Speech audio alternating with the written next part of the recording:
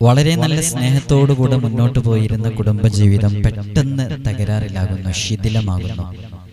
അത് വലിയ പ്രശ്നങ്ങളിലേക്ക് എത്തി ത്വലാഖിന്റെ വക്കിലെത്തുന്നു. വിവാഹമോചനവുമായി ബന്ധപ്പെട്ട് കോടതികളിലെ കേസിന്റെ പ്രവർത്തനങ്ങളിലേക്ക് എത്തുന്നു. വൈവാഹിക ജീവിതത്തിൽ, നമ്മുടെ കുടുംബ ജീവിതത്തിൽ, ദാമ്പത്യ ജീവിതത്തിൽ ഭാര്യ ഭർത്താക്കന്മാർക്കിടയിൽ സിഹ്ർ സംഭവിച്ചാൽ നമുക്ക് തിരിച്ചറിയാവുന്ന ചില ലക്ഷണങ്ങളാണ് ഈ വീഡിയോയിലൂടെ പറയുന്നത്. 11 അടയാളങ്ങളാണ് ഭാര്യ ഭർത്താക്കന്മാർക്കിടയിൽ സിഹ്ർ സംഭവിച്ചാൽ ഉണ്ടായിരിക്കുക. ഈ 11 അടയാളങ്ങൾ ഉള്ളവരിലൊക്കെ സിഹ്റുണ്ട് എന്നല്ല. ഈ 11 അടയാളങ്ങൾ ഉള്ളവരിൽ ഒരു പക്ഷേ അതിന്റെ കാരണം സിഹ്റായിരിക്കാം എന്നുള്ളതാണ് പറഞ്ഞു വരുന്നത്. ഒരു കാരണവുമില്ലാതെ, ഒരടുപ്പവും ഒരു ബന്ധവും ഇല്ലാതെ ഇങ്ങനെ പരസ്പരം വിവാഹം കഴിഞ്ഞു പോയതിന്റെ പേരിൽ ഒരുമിച്ച് ജീവിക്കുന്നു എന്നൊരവസ്ഥാവിശേഷത്തിലേക്ക് എത്തുന്നു. അതിന്റെ പിന്നാമ്പുറങ്ങളിലേക്ക് ചെല്ലുമ്പോൾ ഒരു കാരണങ്ങൾ നമുക്ക് മനസ്സിലാക്കാൻ പറ്റുന്നില്ല. അടുത്ത സമയം വരെ വളരെ സ്നേഹത്തോടുകൂടി മുന്നോട്ട് പോയിരുന്ന കുടുംബമാണ്. പെട്ടെന്നാണ് ഇതെല്ലാം സംഭവിച്ചത്. എന്നാൽ ഒരുപക്ഷെ അത് സിഹർ കാരണമായിട്ടായേക്കാം. അപ്പൊ അത്തരം സിഹറുകൾ ബാത്തിലാക്കിയാലാണ് ആ കുടുംബജീവിതം നന്നായി മുന്നോട്ട് കൊണ്ടുപോകാൻ സാധിക്കുകയുള്ളൂ. വളരെയധികം മനസ്സിലാക്കേണ്ട ചില പ്രധാനപ്പെട്ട വിഷയങ്ങളാണ് ഇന്നത്തെ വീഡിയോയിൽ പറയുന്നത്. അതിന്റെ തൊട്ടുമുമ്പ് ഭാര്യ ഭർത്താക്കന്മാർക്കിടയിൽ പരസ്പരം ഭിന്നിപ്പുണ്ടെങ്കിൽ, പരസ്പരം അത് സിഹർ ബാധിച്ചിട്ടുണ്ടെങ്കിൽ എങ്ങനെ നമുക്ക് തിരിച്ചറിയാൻ സാധിക്കും എന്നുള്ളതാണ്. സ്നേഹത്തോടെ സന്തോഷത്തോടെ ജീവിച്ചിരുന്ന ആ കുടുംബജീവിതം തകർക്കാൻ പിശാചിന് അത് സാധിക്കും എന്നുള്ളതാണ്. ഖുർആനിലുണ്ടല്ലോ ആയത്ത്, ഫയതഅല്ലമുന മിൻഹുമാ മാ യുഫർരിഖൂന ബൈനൽ മർഇ വസൗജിഹി. ഒരാളുടെയും ആളിന്റെ ഭാര്യയ്ക്കുമിടയിൽ ഭിന്നിപ്പുണ്ടാക്കുന്നതിനെ കുറിച്ച് വിശുദ്ധ ഖുർആൻ വളരെ വ്യക്തമായി പ്രതിപാദിക്കുന്നുണ്ട്. അപ്പോൾ ഈ ഭാര്യ ഭർത്താക്കന്മാർക്കിടയിൽ അവർക്കിടയിൽ ഭിന്നിപ്പുണ്ടാക്കാൻ വേണ്ടിയിട്ട്, അവരെ വിട്ടുപിരിയിക്കാൻ വേണ്ടിയിട്ടുള്ള ഇത്തരം സിഹറുകൾക്കാണ് സിഹ്റു തഫ്രീഖ് എന്ന് പറയുന്നത്.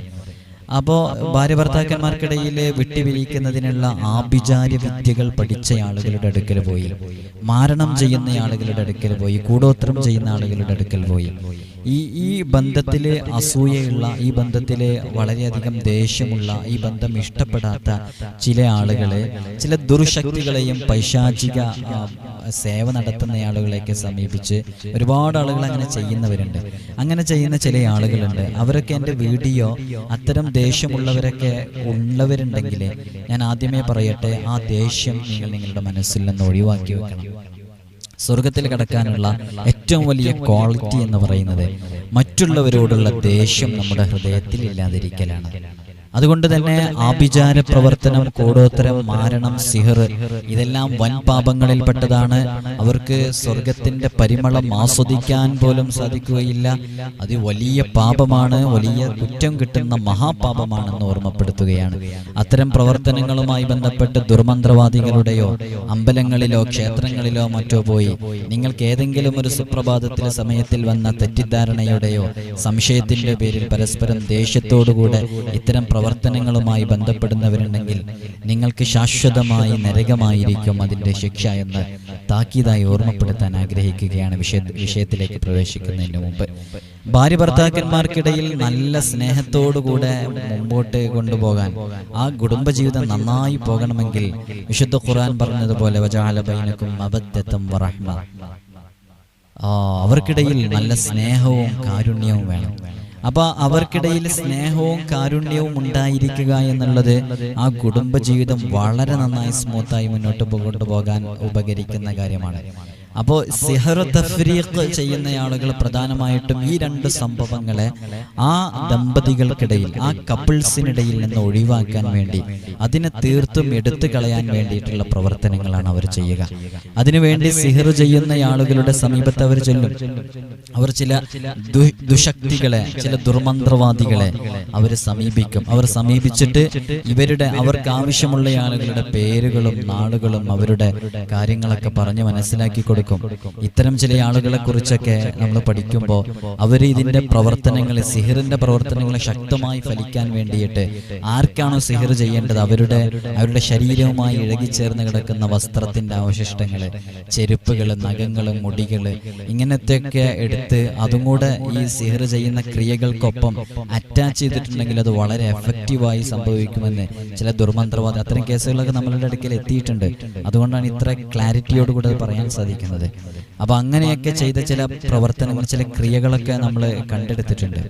അപ്പോൾ ഇത്തരം പ്രവർത്തനങ്ങളൊക്കെ ചെയ്യുന്ന ആളുകളുണ്ട്. അപ്പോൾ അത്തരം വസ്ത്രത്തിൻ്റെ അവശിഷ്ടങ്ങൾ, ചെരുപ്പുകൾ, നഖങ്ങൾ, മുടികൾ, അവരുപയോഗിച്ച പല വസ്തുക്കൾ, ഇതൊക്കെ എടുത്ത് കൊണ്ടുപോയി അവരുടെ പേര് പറഞ്ഞു കൊടുക്കുക, നാള് പറഞ്ഞു കൊടുക്കുക, അവരുടെ സ്ഥലവുമായി ബന്ധപ്പെട്ട കാര്യങ്ങളൊക്കെ അറിയിച്ചു കൊടുത്ത് ശക്തമായ രൂപത്തിൽ പിശാചിനെ സേവിക്കുന്ന ചില ആളുകളുടെ അടുക്കൽ പോയിട്ട് ആ ദമ്പതികൾക്കിടയിൽ ഈ സ്നേഹവും കാരുണ്യമൊക്കെ എടുത്തു കളയാൻ വേണ്ടിയിട്ടുള്ള ആഭിചാരക്രിയകൾ, ചില വിദ്യകൾ അവർ ചെയ്തു തുടങ്ങും. അങ്ങനെ ചെയ്തു തുടങ്ങുമ്പോൾ ആ നല്ല സ്നേഹത്തോടുകൂടെ മുന്നോട്ട് പോയിരുന്ന ആ കുടുംബം അതിങ്ങനെ പതുക്കെ അവർക്കിടയിൽ സംശയങ്ങൾ ഉണ്ടാകാൻ തുടങ്ങും. ആ ദമ്പതികൾക്കിടയിൽ പരസ്പരം തെറ്റിദ്ധാരണകൾ ജനിക്കാൻ തുടങ്ങും. അവർക്ക് ആ തെറ്റിദ്ധാരണകൾ ജനിച്ച് പിന്നെ അത് പരസ്പരം അങ്ങോട്ടും ഇങ്ങോട്ടും ഇങ്ങനെ ദേഷ്യപ്പെട്ട് പരസ്പരം പഴി പറഞ്ഞ് പരസ്പരം ഇല്ലാത്ത കാര്യങ്ങളുടെ പേരിൽ പരസ്പരം അങ്ങോട്ടും ഇങ്ങോട്ടും വഴക്കുകൂടി അവസാനം അത് വ്രണപ്പെട്ട് അത് വിവാഹമോചനത്തിലേക്ക് എത്തി, അവസാനം തൊലാഖിലേക്കൊക്കെ എത്തിയിട്ട് അവർ പിരിയുന്ന ഒരു സിറ്റുവേഷനാണ് പല കുടുംബജീവിതത്തിലും സിഹർ തഫ്രീഖുമായി ബന്ധപ്പെട്ട് നാം കണ്ടുവരുന്നത്. അതുകൊണ്ട് തന്നെ ഇത്തരം സിഹറുകൾ ബാത്തിലാക്കാനുള്ള പ്രവർത്തനങ്ങൾ, സിഹർ ബാധിച്ചവര് അത് തീർച്ചയായിട്ടും അത്തരം പ്രവർത്തനങ്ങളിലേക്ക് മുന്നിട്ട് വരണം.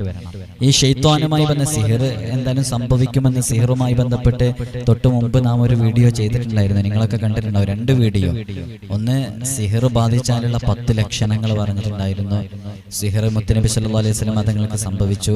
സിഹർ ബാധിച്ചാലുള്ള ലക്ഷണങ്ങൾ, ആ സിഹർ ബാധിച്ചാൽ അതെങ്ങനെ ബാത്തിലാക്കാം, പിന്നെ സിഹർ ചെയ്തവരെങ്ങനെ തിരിച്ചറിയാം, ഇങ്ങനെ 3 വീഡിയോകൾ സിഹറുമായി ബന്ധപ്പെട്ട് നാം ചെയ്തിട്ടുണ്ടായിരുന്നു. ഈ വീഡിയോ ദമ്പതികൾക്കിടയിൽ, ഭാര്യ ഭർത്താക്കന്മാർക്കിടയിൽ സംഭവിക്കുന്ന ആ ഒരു പ്രത്യേക സിഹർ, ആ സിഹർ തഫ്രീഖുമായി ബന്ധപ്പെട്ട വിഷയം ആണ് ഈ വീഡിയോയിൽ പറയുന്നത്. ഈ ഇബ്ലീസിന്, പിശാചിന് വലിയ ഇഷ്ടമാണ് ഈ നല്ല രൂപത്തിൽ മുന്നോട്ട് പോകുന്ന കുടുംബജീവിതം. അത് തകർന്ന് കാണാൻ പിശാചിന് വളരെ ഇഷ്ടമാണ്. മാത്രമല്ല ഈ പിശാച് ഒരുപാട് ഇബ്ലീസിന്റെ കീഴിലുള്ള ഒരുപാട് ആളുകൾ ഉണ്ടാവുമല്ലോ, അതൊക്കെ സത്യമാണല്ലോ. അത്തരം ആളുകൾ ഈ ഇത്തരം പ്രവർത്തനങ്ങളിൽ ഏർപ്പെട്ട് അവരുടെ നേതാവായ ഇബ്ലീസിന്റെ അടുക്കൽ വരും. ഇബ്ലീസിന്റെ അടുക്കൽ വന്നിട്ട് അവര് കാര്യങ്ങളൊക്കെ പറയും. ഞാൻ ഇന്നാലിന്ന അയാളുടെ ഭാര്യയുമായി ബന്ധപ്പെട്ട വിഷയത്തിലൊക്കെ ഞാൻ ഇടപെട്ടിട്ടുണ്ടായിരുന്നു, എനിക്ക് ഇന്നയും പ്രവർത്തനങ്ങൾ അവരിൽ ചെയ്യാൻ സാധിച്ചു എന്നൊക്കെ ഈ ശൈത്വാന് അവരുടെ ഇബ്ലീസിനോട് വന്ന് പറയും. അങ്ങനെ ഇബ്ലീസിനോട് വന്ന് പറയുമ്പോൾ ആ ഇബ്ലീസ് അത്തരം പ്രവർത്തനങ്ങളെ കുറിച്ച് പറയും, ഇതൊന്നും ആയിട്ടില്ല, ഈ ചെയ്തതൊന്നും ആയിട്ടില്ല എന്ന് പറഞ്ഞ് അപ്പോഴാണ് ആരെങ്കിലും ഒരാൾ അതിന്റെ കൂട്ടത്തിൽ നിന്ന് ശക്തമായ രൂപത്തിൽ ചെയ്ത ആളുകൾ എഴുന്നേറ്റെന്ന് പറയും, മാ തറക്തുഹു ഹത്താ ഫറഖ്തു ബൈനഹു വബൈന അഹ്ലിഹി, ഞാൻ അയാളുടെയും അയാളുടെ ഭാര്യയുടെയും അയാളുടെ കുടുംബങ്ങളുടെയും ഇടയിൽ പരസ്പരം ഭിന്നിപ്പുണ്ടാക്കുന്നത് വരെ ഞാൻ ഇങ്ങോട്ട് പോന്നിട്ടില്ല. അതിന്റെ അറബിയാണ് ഞാൻ വായിച്ചത്. ആ ഭിന്നിപ്പുണ്ടാക്കിയതിന് ശേഷമാണ് ഞാൻ പോന്നത് എന്ന് പറയുമ്പോൾ ഇബ്ലീസ് സന്തോഷിക്കുമെന്നാണ്.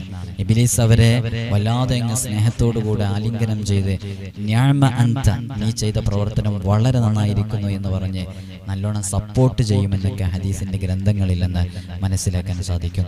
അപ്പൊ അത്തരം വിഷയങ്ങളൊക്കെയാണ് പിന്നീട് നാം അത് ത്വലാഖിലേക്കും അതേപോലെ തന്നെ ക്രൂരമായ രൂപത്തിലെ കൊലപാതകങ്ങളിലേക്കും മറ്റുമൊക്കെ എത്തുന്നതായിട്ട് നാം കാണുന്നില്ലേ? എങ്ങനെ അല്ലാതെ സാധിക്കുന്നു? വർഷങ്ങൾ വിവാഹ ജീവിതത്തിലേക്ക് പ്രവേശിച്ച് ഒരു പ്രശ്നവും പ്രതിസന്ധിയും ഇല്ലാത്ത എത്രയോ കുടുംബങ്ങൾ തകരുന്ന കാണുന്നില്ലേ? അവർക്കിടയിൽ മറ്റുള്ളവർ നോക്കുമ്പോൾ ഒരു പ്രശ്നവും കാണുന്നില്ല, അല്ലെങ്കിൽ അവർക്കിടയിൽ ഒരു പ്രശ്നവും ഉണ്ടാകാനുള്ള ചാൻസസ് ഇല്ല. അവർ സാമ്പത്തികമായിട്ടുണ്ട്, അവർക്ക് നല്ലൊരു വീടുണ്ട്, എല്ലാ സൗകര്യങ്ങളും ഉണ്ട്, എല്ലാ സൗകര്യങ്ങളും ഇരു പാർട്ട്നേഴ്സിനും ഉണ്ടായിട്ടും അവർക്കിടയിൽ ഇത്തരം കൊലപാതകങ്ങൾ, ഇത്തരം അനൈക്യമായ പ്രവർത്തനങ്ങൾ നടക്കുന്നു. ഇത് എവിടെ കൗൺസിലിങ്ങിന് പോയിട്ടും എവിടെ ഏത് വലിയ ട്രെയിനേഴ്സിന്റെ അടുത്ത് പോയിട്ട് ഇത് മാറ്റിയെടുക്കാൻ പറ്റുന്നില്ല എന്നുണ്ടെങ്കിൽ അത് ശക്തമായ സിഹർ ബാധിച്ചതായേക്കാം എന്നാണ് പറയുന്നത്. അപ്പൊ ആ സിഹർ ബാത്തിലാക്കണം. ആ സിഹർ ബാത്തിലാക്കുന്നതിന്റെ പ്രവർത്തനങ്ങളിലേക്ക് പ്രവേശിക്കണം. നല്ല സന്തോഷത്തോടു കൂടെ പോകുന്ന കുടുംബമാണ് പെട്ടെന്നാണ് ഇതിലേക്കൊക്കെ എത്തുന്നതെന്നുണ്ടെങ്കിൽ തീർച്ചയായും ഈ പറയാൻ പോകുന്ന 11 കാരണങ്ങൾ പ്രിയമുള്ളവരെ നമ്മുടെ കുടുംബജീവിതത്തിലുണ്ടോ എന്ന് നോക്കുക. അത്തരം നമ്മുടെ ജീവിതത്തിൽ ഇത്തരം പ്രയാസങ്ങൾ ഉണ്ടെങ്കിൽ ആ സിഹർ ബാത്തിലാക്കുന്നതുമായി ബന്ധപ്പെട്ട വിഷയങ്ങളിലേക്ക് ഇറങ്ങി അത് ബാത്തിലാക്കിയാൽ നിങ്ങളുടെ കുടുംബം നല്ല രൂപത്തിൽ മുന്നോട്ട് പോകും. ഇതായിരുന്നു അതിന്റെ തടസ്സമായിട്ട് സംഭവിച്ചിരുന്നത് എന്ന് മനസ്സിലാക്കണം. അപ്പോൾ അതിൽ വളരെ പ്രധാനപ്പെട്ട ആ 11 കാരണങ്ങളാണ് പറയുന്നത്. അതിൽ ഒന്നാമത്തെ കാരണം, വിവാഹം കഴിഞ്ഞതിന് ശേഷം, വിവാഹം കഴിക്കുന്നതിൻ്റെ മുമ്പും അതേപോലെ തന്നെ വിവാഹത്തിന് തൊട്ട് ശേഷമൊക്കെ ആയിട്ട് നല്ല സൗന്ദര്യവും നല്ല ഭംഗിയൊക്കെ തോന്നിയിരുന്ന 2 പാർട്ട്നേഴ്സിനിടയിൽ, ഭാര്യ ഭർത്താക്കന്മാർക്കിടയിൽ ഒരു സുപ്രഭാതത്തിൽ പിന്നീട് അങ്ങോട്ട് അവർക്ക് തോന്നുകയാണ് അവൾക്ക് തീരെ ഭംഗിയില്ലല്ലോ, കാണാനൊരു ക്യൂട്ട്നെസ് തോന്നിക്കുന്നില്ലല്ലോ, അല്ലെങ്കിൽ ഭാര്യയ്ക്ക് അതേപോലെ ഭർത്താവിനെ തീരെ ശരിയില്ലല്ലോ, ആദ്യത്തെ പോലെ എന്നല്ലല്ലോ, ഭംഗി തീരെ ഇല്ലല്ലോ എന്നുള്ള പരസ്പരം അങ്ങോട്ടും ഇങ്ങോട്ടും സൗന്ദര്യമില്ല എന്ന് മാരേജിന് ശേഷം തോന്നിക്കുക. അത് കുറച്ച് കഴിഞ്ഞിട്ട് തോന്നിക്കുക. അതുവരെ ഒരു കുഴപ്പമില്ലാതെ പെട്ടെന്ന് ഇങ്ങനെ ഒരു ഇതിലിങ്ങനെ പരസ്പരം അങ്ങോട്ടും ഇങ്ങോട്ടും ഒരു വെറുപ്പൊക്കെ തോന്നിക്കുന്ന രൂപമാണെന്നുണ്ടെങ്കിൽ അത് ഇത്തരം ഞാൻ നേരത്തെ സൂചിപ്പിച്ച ശൈത്വാന് വന്ന് അത്തരം ശൈത്വാനിൻ്റെ പ്രവർത്തനങ്ങൾ അത് തുടങ്ങി എന്നുള്ളതിൻ്റെ ലക്ഷണമാണ് അതൊക്കെ. അതേപോലെ തന്നെ വെറുതെ ആവശ്യമില്ലാതെ പരസ്പരം ദേഷ്യമുണ്ടായിരിക്കുക, എന്തിനും ഏതിനും ദേഷ്യപ്പെടുക. അത് ഭാര്യയും ദേഷ്യപ്പെടുക, ഭർത്താവും ദേഷ്യപ്പെടുക, ഒരാവശ്യവുമില്ലാതെ. അതിന് പ്രത്യേക കാരണങ്ങളൊന്നുമില്ല.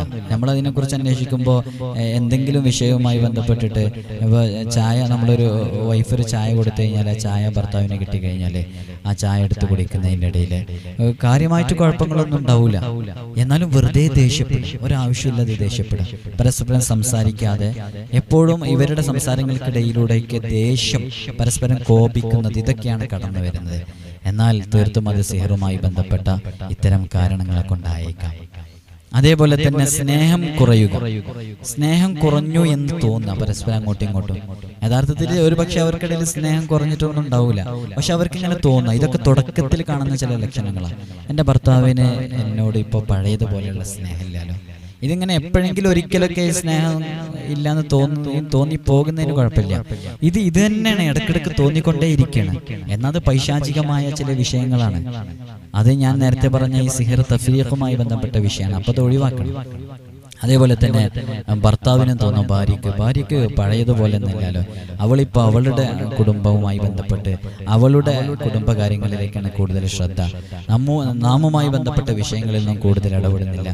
പണ്ടൊക്കെ നല്ല ആക്റ്റീവായിട്ട് ഫുഡൊക്കെ ഉണ്ടാക്കിയിരുന്നു, ഇപ്പോൾ അത്തരം ഫുഡ് ഐറ്റംസ് ഉണ്ടാക്കുന്നതിലേക്കൊന്നും ഇറങ്ങുന്നില്ല, എൻ്റെ കാര്യങ്ങളിലൊന്നും കൂടുതൽ ബോധേഡാകുന്നില്ല. ഇത്തരം ഒരു വിഷയം അവർക്ക് രണ്ടുപേർക്കും ഇടയിൽ ഒരു സ്നേഹം കുറഞ്ഞു എന്ന് ഫീൽ ചെയ്യുന്നുണ്ടെങ്കിൽ അത് അവർക്ക് സിഹറുമായി ബന്ധപ്പെട്ട ആ വിഷയം വന്നിട്ടുണ്ട്, അവരുടെ ദാമ്പത്യ ജീവിതത്തിൽ അത്തരം പ്രശ്നങ്ങളുണ്ട് എന്നുള്ളതിൻ്റെ സൂചനയാണ്. നാലാമത്തത് ജോലിക്ക് പോകാൻ താല്പര്യമില്ലാതിരിക്കുക. അപ്പോൾ ജോലിക്ക് പോകാൻ താല്പര്യമില്ലാതിരിക്കുക കാരണം ഭർത്താവിന് നല്ല സാലറി ഉള്ള ജോബാണ്, അല്ലെങ്കിൽ നല്ല ഗവൺമെൻറ് ഉദ്യോഗസ്ഥനാണ്, ഗവൺമെൻറ് ജോബാണ്, അല്ലെങ്കിൽ നല്ലൊരു പ്രൈവറ്റ് കമ്പനിയിൽ നല്ല അത്യാവശ്യം കുഴപ്പമില്ലാത്ത സാലറിയൊക്കെ ഏൺ ചെയ്യുന്ന നല്ലൊരു ജോബാണ്. എന്നാലും പോകാനുള്ള ഒരു മടി ഉണ്ടാവുക, ജോലിക്ക് പോകാതിരിക്കാൻ തോന്നുക. അതേപോലെ തന്നെ ഭാര്യ എത്ര പറഞ്ഞാലും ഭർത്താവിന് പോകാനുള്ള താല്പര്യം വരുന്നില്ല.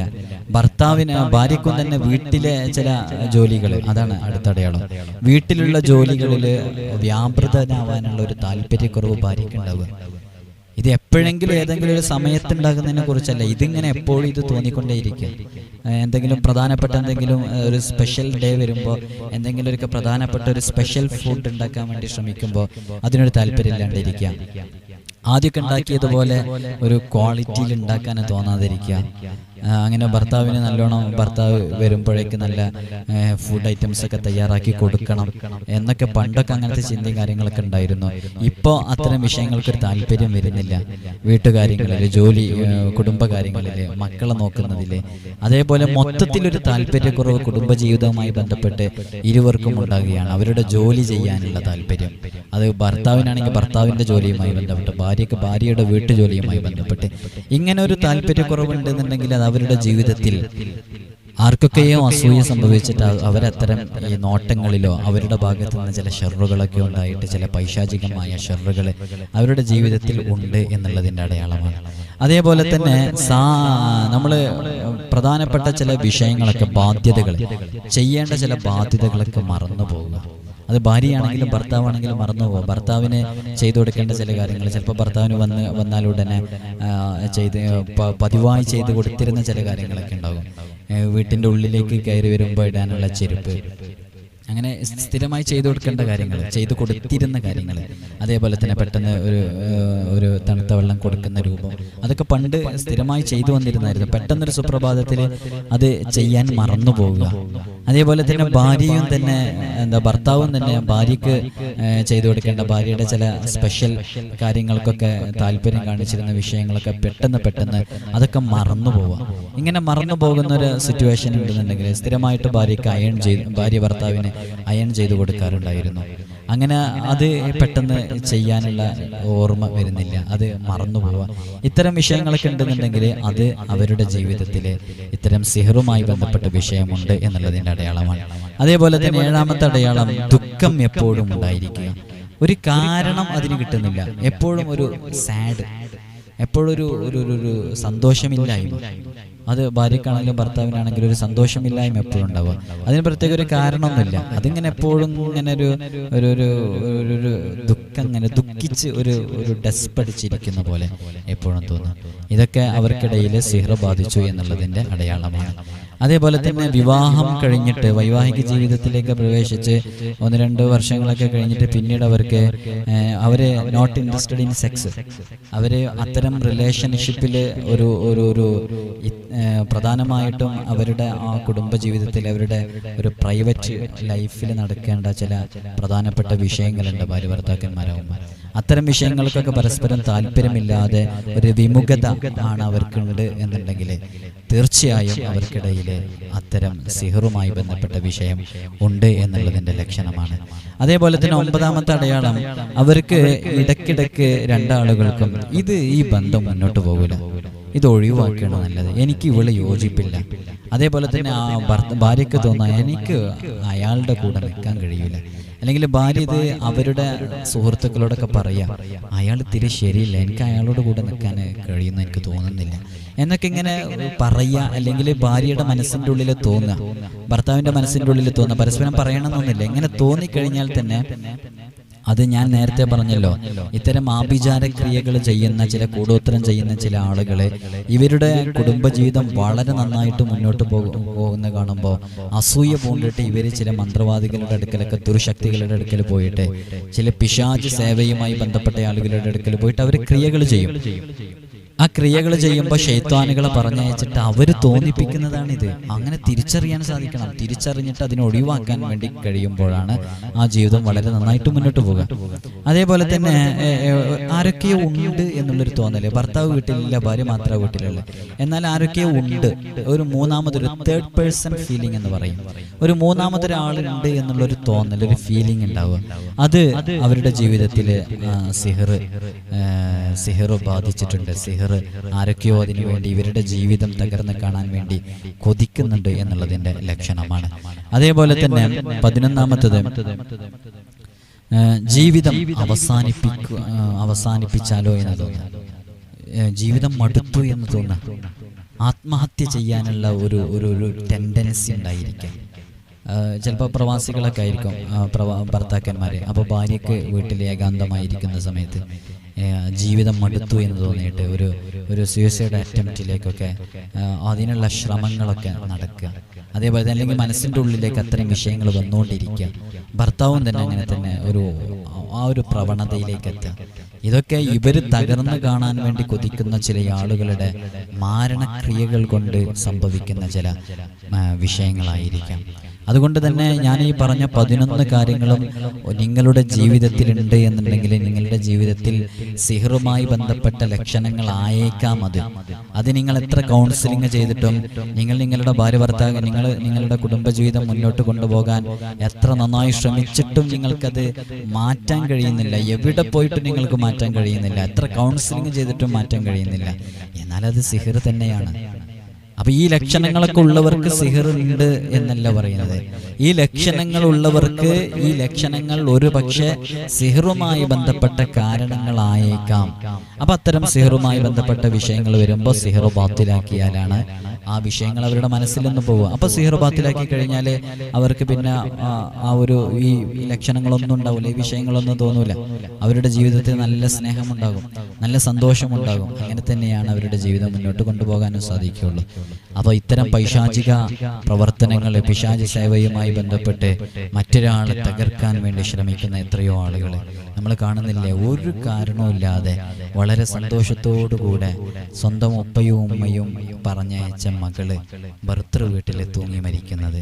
അതേപോലെ തന്നെ ഭാര്യ ഭർത്താക്കന്മാർ ഒരു വിഷയവുമില്ല, അവരുടെ ഒരു ഫിനാൻസ് എത്രത്തോളം, അവരുടെ സാമ്പത്തികമായ അവരുടെ ഒരു അടിത്തറ എത്രത്തോളം ഉണ്ട്. ഇവിടെ ഇപ്പോൾ കടന്നു വരുന്ന ന്യൂസുകളിലൊക്കെ നിങ്ങൾ നോക്കൂ, എല്ലാം ഈ ആത്മഹത്യകളും അതേപോലെ തന്നെ കുടുംബ കലഹങ്ങൾ, ഇത്തരം വിഷയങ്ങൾ സംഭവിക്കുന്ന കോടതികളിലൊക്കെ കെട്ടിക്കിടക്കുന്ന എത്രയോ കേസുകളുമായി ബന്ധപ്പെട്ട് പ്രയാസപ്പെടുന്നവർ, അവരുടെയൊക്കെ ജീവിതത്തിലേക്ക് നോക്കുമ്പോൾ ഒരു മൂന്നാമതൊരാള് വീക്ഷിക്കുന്ന ഒരു വീക്ഷണ കോണിലൂടെ അതൊക്കെ മനസ്സിലാക്കുമ്പോൾ അവരുടെ ജീവിതത്തിൽ വളരെ നന്നായിട്ട് അവർ നടന്നു പോകുമ്പോഴൊന്നും ഇത്തരം വിഷയങ്ങളെന്ന് തോന്നുപോലുമില്ല. കാരണം നമ്മൾ കാണുമ്പോൾ അവരുടെ വീട് വലിയ മതിൽക്കെട്ടുകൾക്കപ്പുറത്താണ് അവരുടെ വീടിൻ്റെ പുറത്ത് 2-3 പോർച്ചുകളിലായിട്ട് വിലപിടിപ്പുള്ള പ്രീമിയം കാർസുകളുണ്ട്. അതേപോലെ തന്നെ അവരുടെ മക്കളെ സ്കൂളിലേക്ക് കൊണ്ടുപോകാൻ, സ്കൂളിലേക്ക് ട്യൂഷന് പറഞ്ഞയക്കാൻ, എല്ലാം കൊണ്ടും വളരെ സൗഭാഗ്യവാന്മാരെന്നൊക്കെ കരുതുന്ന പല ആളുകളായിരിക്കും പിറ്റേ ദിവസം നമ്മൾ ന്യൂസ് പേപ്പറുകളിലൊക്കെ അവരുടെ കുടുംബജീവിതവുമായി ബന്ധപ്പെട്ട പ്രശ്നങ്ങളൊക്കെ കാണാൻ സാധിക്കുന്നത്. അപ്പോൾ ഇത്തരം വിഷയങ്ങളിലേക്ക് ഒരു പക്ഷേ സിഹിർ വലിയ വില്ലനാകുന്ന ചില ഏരിയകളൊക്കെ ഉണ്ടാകും. അതൊക്കെ കൃത്യമായി മനസ്സിലാക്കി അത് ബാത്തിലാക്കാൻ വേണ്ടി ശ്രമിക്കുക. അല്ലാഹു സുബ്ഹാനഹു വ തആല നമ്മുടെ ജീവിതത്തിൽ, നമ്മുടെ കുടുംബ ജീവിതത്തിൽ വലിയ ബറക്കത്ത് നൽകട്ടെ, സന്തോഷം നൽകട്ടെ.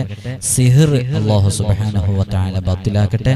അർഹമർ റഹീമായ റബ്ബേ, സകല സിഹറും നീ ബാത്തിലാക്കണം അല്ലാഹ്, ഐന ബാത്തിലാക്കണം റഹ്മാനെ. ശൈത്വാന്റെ സകല പ്രശ്നങ്ങൾക്കും നീ ബുത്തുലാൻ നൽകണം അല്ലാഹ്. ഞങ്ങൾ ഒരാളെയും നീ സിഹർ കൊണ്ട് പരീക്ഷിക്കില്ല അല്ലാഹ്. ജീവിതത്തിലേക്ക് ചേർത്ത് പിടിച്ച ഇണയെ മരിക്കുന്നത് വരെ സ്നേഹത്തോടെ സ്നേഹം കണ്ടും കൊടുത്തും ജീവിക്കാനുള്ള തൗഫീഖ് നൽകണം അല്ലാഹ്.